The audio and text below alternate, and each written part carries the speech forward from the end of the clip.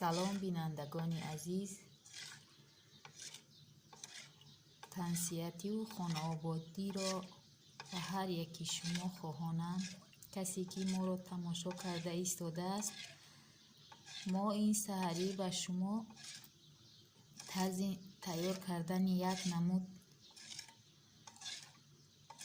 خوراک را نشان می‌دهیم. نامش نشایسته است. ممکن که شما این را دانید یا بعضی ها ندانند. نشایسته دست کن. حاضر ما در شیر جوشیده ایستاده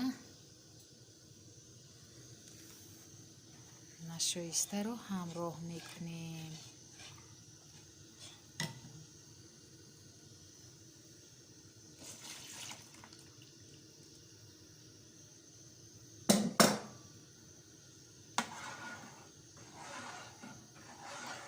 و تیز تیز کوفته میستیم که تگش نچسبه.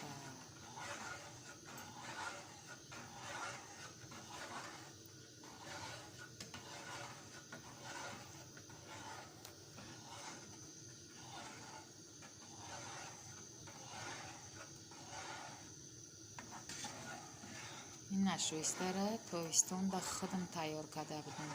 این را ای گندم ای شیره گندم تیار میکنم.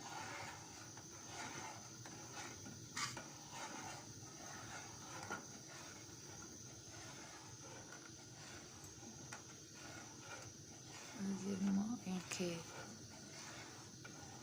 جوشید قوس میشد، بعد ما بس میکنیم کوفتمه.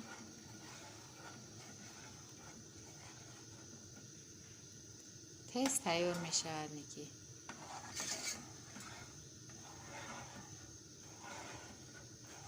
فست فود تاجیکی.